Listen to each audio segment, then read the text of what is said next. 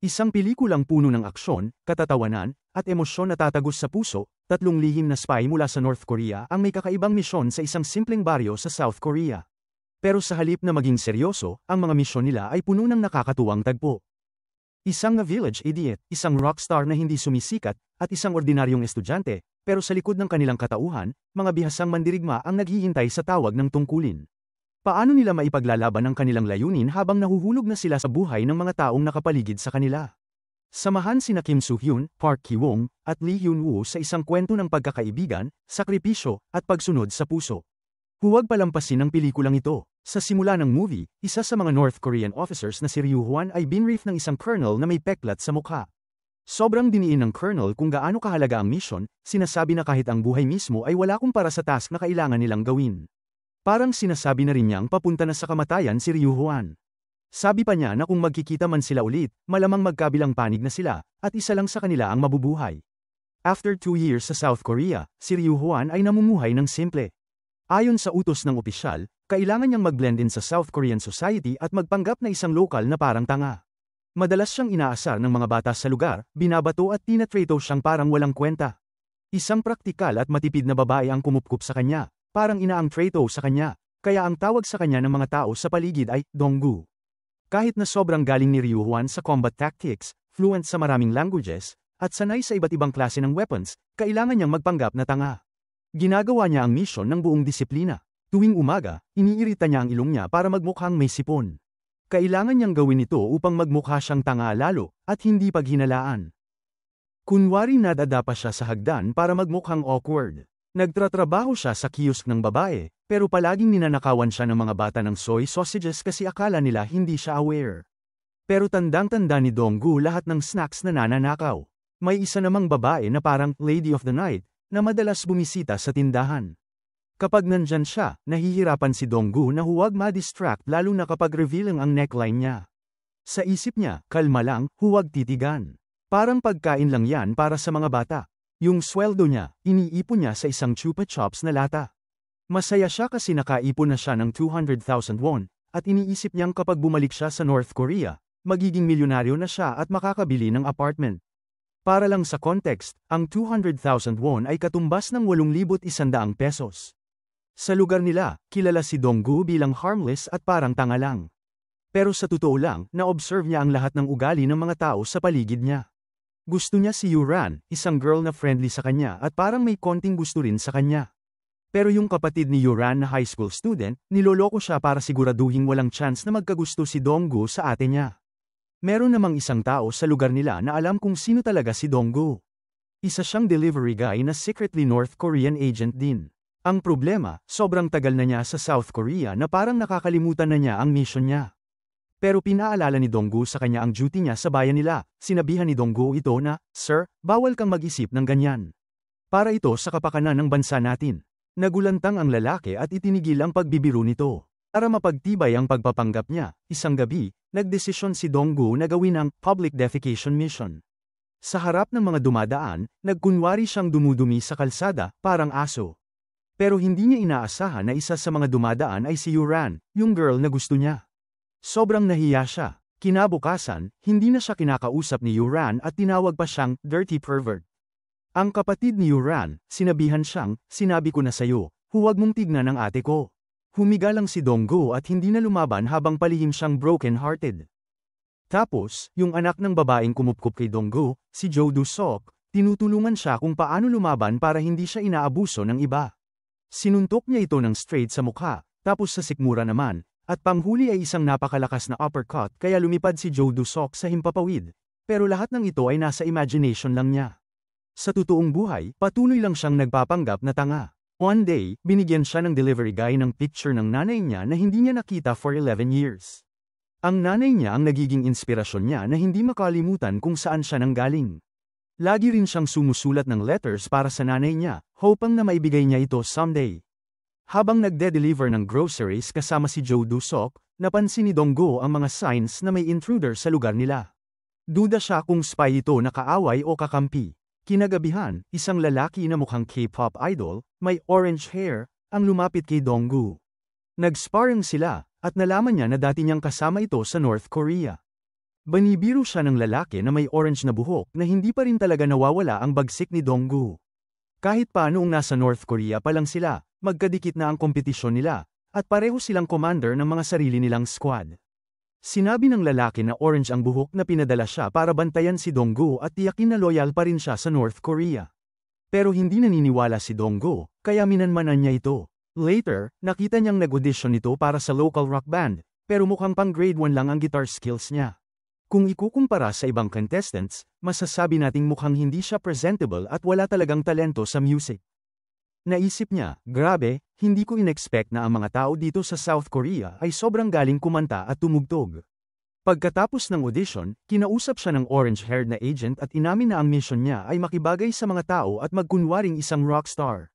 Naguluhan si Dong-gu at napaisip kung bakit siya kailangan magpanggap na parang tanga na pinagtatawanan ng lahat, habang ang kasamahan niya ay may maganda na cover story. Kinagabihan, ginaisang si Dong-gu ng malakas na katok sa pintuan. Isa ito sa mga batang palaging nambubuli sa kanya, umiiyak at humihingi ng tulong para mahanap ang nawawala niyang kapatid. Buong neighborhood ay naghahanap na sa bata, pero gamit ang skills niya, mabilis na nasundan ni Dong-gu ang trail. May juvenile diabetes, dapat bawasan ang pagkain ng matatamis. Walang bakas ng laban. Sa pamamagitan ng pagsusuri ng ihi ng bata, parang si Connor sa Detroit, Become Human, sinundan ni Dong-gu ang mga clue. Tumalon siya sa mga bubong na parang ninja nang marinig ang boses ng bata. Kumuha pa siya ng damit mula sa isang clothesline para mag-disguise kung sakali. Sa huli, natagpuan niya ang bata sa bahay ng barber. Lumalabas na pumunta ang bata doon para sa cookies na madalas ibigay ng barber. Ang totoo, may gusto ang barber sa nanay ng bata kaya sinusubukan niyang magpakitang gilas sa mga anak nito. Samantala, dumating ang ibang resident sa lugar at napansin si Dong-gu na suot ang kakaibang damit. Ano ba tong napulot ko? Akala ng lahat, siya ang pervert na dumukot sa bata. Yan buti na lang, nakatakas agad si Dong-gu gamit ang galing niya sa physical training. Nagpasalamat ang mga tao at ang ina ng bata sa barbrong si Mr. Park dahil inaakala nila na siya ang nagligtas sa bata mula sa maniakis na mandurukot. Kinabukasan, iniimbestigahan ng South Korean Special Service ang isang North Korean spy. Inilahad nito na 16 years ago, nabuo ang Special Squad 54, isang elite unit na binuo mula sa pinakamagagaling na sundalo ng North Korea. Pinili sila mula sa libu-libong sundalo para sa mission na mag-infiltrate sa South Korea bilang sleeper agents. Handa silang kumilos anumang oras para sa utos ng kanilang bansa. Dumating naman ang delivery guy kay Dong-gu at sinabing tapos na ang mission niya. Bababalik na raw siya sa North Korea matapos ang 16 na taon sa South Korea. Pero humihingi siya ng baril kay Dong-gu dahil naaresto ang buong pamilya niya sa North Korea nang tangkaing tumakas papuntang China.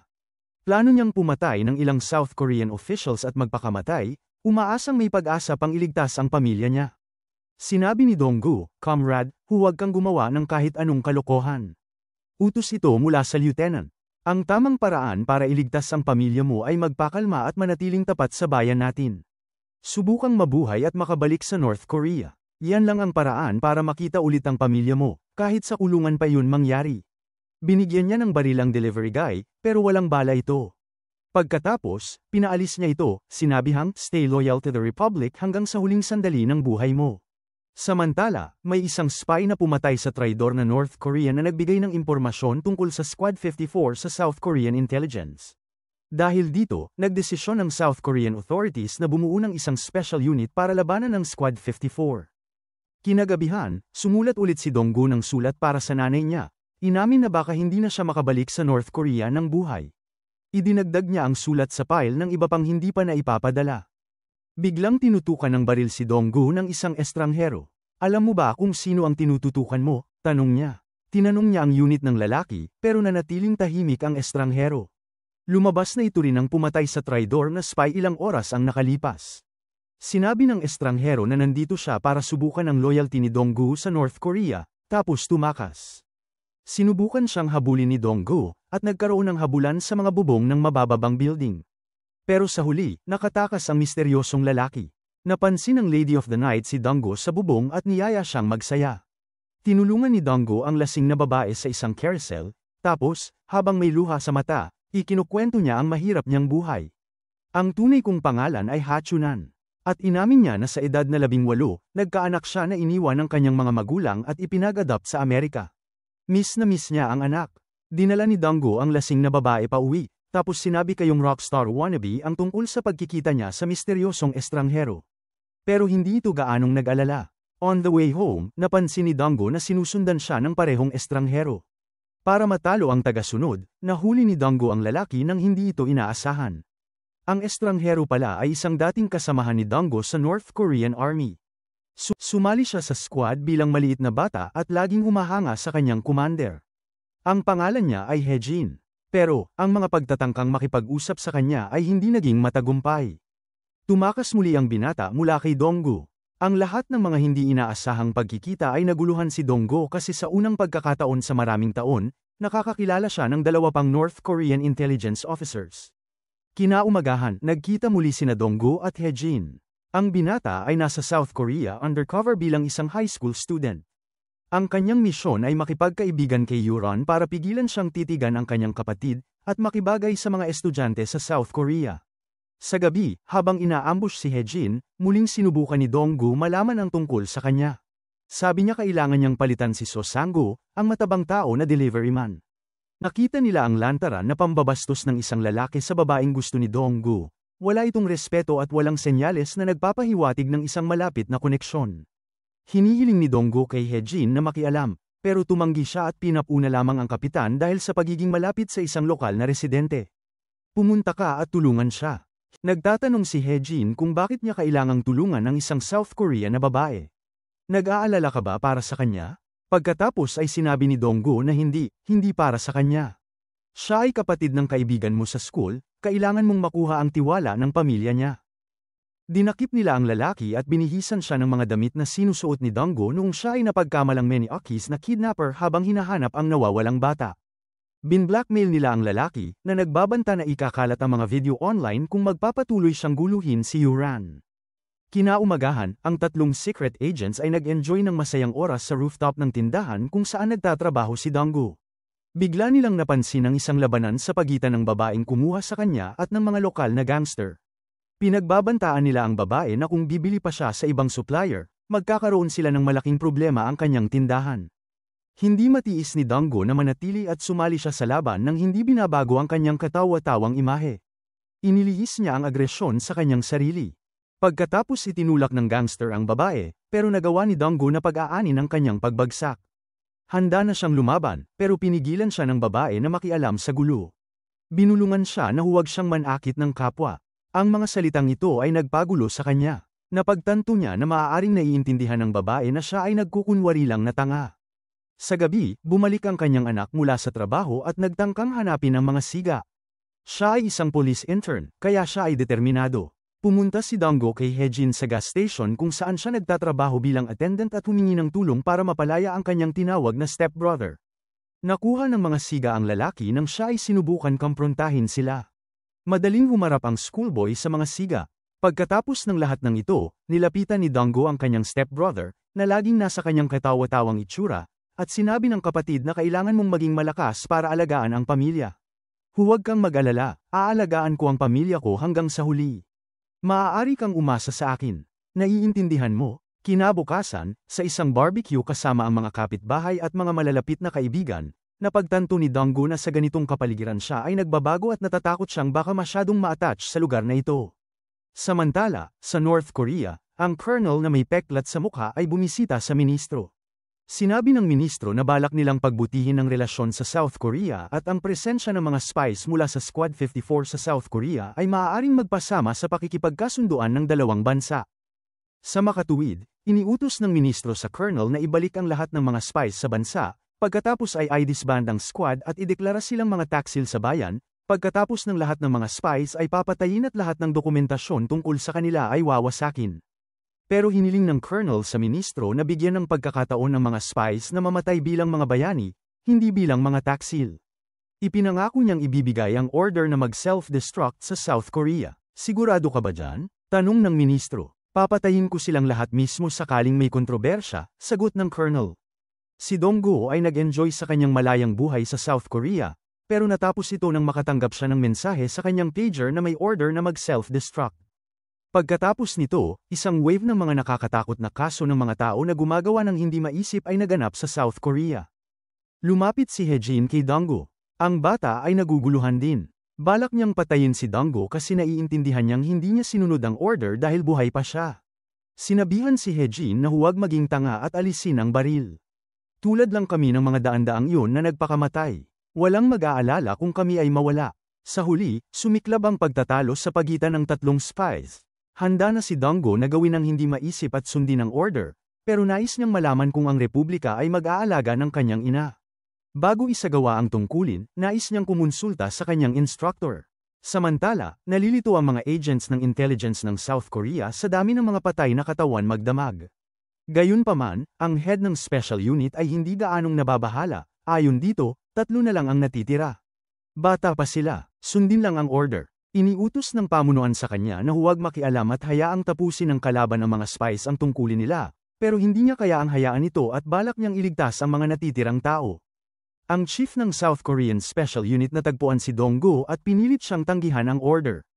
Habang sila ay nag-uusap, nalaman na siya rin ay mula sa Squad 54, na nag-defect sa South Korea, at ayaw lamang niyang mag-sacrifice ng buhay ng mga batang tulad nila para sa mga hindi malinaw na ideals ng bayan.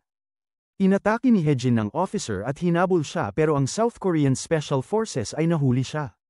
Nagpakita naman ang matabang delivery guy na gumulat kay Donggo at nagsabing, "Itago mo ako." Tumakas ako para di ibalik sa North Korea. Pumunta si Donggo sa barber shop at nagpagupit. Nagpakita siya sa lahat ng mga taong naging mahalaga sa kanyang tunay na anyo. Nagpaalam siya sa babaeng kumapkup sa kanya, nagsabi ng mga matatalinong salita ng pamamaalam kay Yuron at sa kanyang nakababatang kapatid. Pagkatapos, ibinigay niya ang lahat ng kanyang ipon sa babaeng customer na naging kaibigan na rin niya, at binigyan din siya ng isang note na may address ng kanyang anak sa USA. Sapat na ito para makabili ng tiket, ang iyong pinaampun na anak, at para sa iyong sarili, ayon kay Donggo.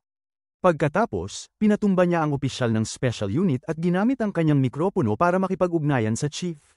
Sinabi ng chief kay Donggo na dumating ang colonel ng North Korea sa South Korea para tapusin ang natitirang mga SP at may GPS devices sa inyong mga katawan. Iminungkahi ni Donggo kay Rockstar na pumunta sila sa isang liblib na lugar para maiwasan ang panganib sa mga lokal na residente. Habang ini-interrogate, hiningi ni Hejin sa head ng special unit na isama siya. Gusto niyang tulungan iligtas ang kanyang commander mula sa mga assassin mula sa North Korea at para dito, ipinangako niyang tatalikuran ang kanyang bayan. Sa isang abandonadong gusali, natagpuan ng colonel si Donggo. Iminungkahi ng colonel na sundin ng lalaki ang utos. Handa na si Donggo gawin ito, pero gusto niyang malaman kung aalagaan ng Republika ang kanyang ina bago yun. Tumanggi ang may peklat sa mukha na colonel na sagutin ang tanong na ito at inulit lang ang utos. Ang utos mula sa bansa ay walang kondisyon. Bilang resulta, nagkaroon ng labanan at barilan. Habang nangyayari ito, nahulog si Donggo mula sa bintana ng gusali. Sa sandaling yun, lumapit ang 2 batang lalaki na dati siyang binubuli. "Donggo, anong nangyari sa'yo?" tanong ng bata. Sinabihan niya ang bata na umalis, pero dahil sa naisip ng mga bata na dudumi ulit sa kalsada ni Donggo, tinakpan nila ito ng payong para walang makakita. Sa sandaling yun, dumating ang rockstar ng sakto sa oras sa isang kotse at dinala si Donggo kasama ang mga bata. Ibinaba nila ang mga bata malapit sa kanilang bahay at pumunta sa napagkasunduang lugar, isa pang abandonadong gusali. Dati nang nakilala ni Donggo ang matabang delivery man at hiningi sa kanya na magdala ng mga armas mula sa kanyang bahay dito. Sa gusali, ibinigay ng matabang lalaki sa kanila ang isang bag, pero sa loob ay mga bricks. Napagtanto nila na hindi kakampi ang matabang lalaki. Pagkatapos, inamin ng matabang lalaki na ang kanyang tunay na misyon ay bantayan ang mga spy para hindi nila ipagkanulo ang Republika. Sabi pa nito na, "Alam mo, sigurado ako. Ngayon napatunayan na tama ang aking hinala na ipinagkanulo mo ang bansa. Ako ay isang propesor ng political philosophy sa University Kim Il-sung Susan-Hook." Dumating ang kanyang mga tauhan at nagsimula ang labanan. Habang nagkakagulo, nalaman ni Donggo mula sa matabang lalaki na kapag ang isang spy ay ipinadala sa isang misyon, ang kanyang mga kamag-anak ay agad na ikinukulong. Dahil hindi sinunod ni Donggo ang utos na patayin ang sarili, pinatay ang kanyang ina.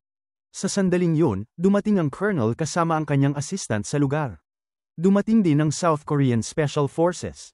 Tumakas mula sa kotse si Hejin, na kinuha nila, at pinatay ang ilang North Korean snipers para iligtas ang kanyang kapitan.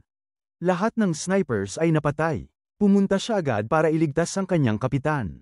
Umakyat sa bubong sina Rockstar at Donggo, sinusubukang tumakas mula sa colonel. Pero nahabol sila nito kasama ang kanyang mga tauhan. Nagpatuloy ang labanan sa rooftop habang hinaharap ni Rockstar ang mga tauhan ng Colonel. Nag-one-on-one naman si Dango at si Colonel. Natalo ng Colonel ang kanyang estudyante sa labanan, at nang malapit na niyang tapusin ang bata, dumating ang South Korean Special Forces sa bubong. Si Hejin, na nagbalat kayo bilang Special Forces Operative, binaril ang Colonel, na naglabas ng granada para pasabugin ang sarili kasama ang natitirang mga spy. Pero, isinakripisyo ng Rockstar ang sarili. Hinawakan niya ang Colonel at pareho silang nahulog mula sa bubong ng gusali. Tumakbo ang schoolboy papunta sa kanyang commander at sinubukang protektahan siya. Hindi siya handang sumuko, labis na nalungkot dahil sa pagkawala ng kanyang ina, nanlalambot at nanghihina si Donggu. Natagpuan ni Donggu ang isang savings box sa kanyang bulsa sa jacket, na inilagay doon ng babaeng nagpatira sa kanya. Nakita niya na bawat buwan ay nagdedeposito siya ng pera sa kanyang account para sa kanyang mga gastusin. Naalala ng lalaki kung paano siya tinatawag na anak ng babae.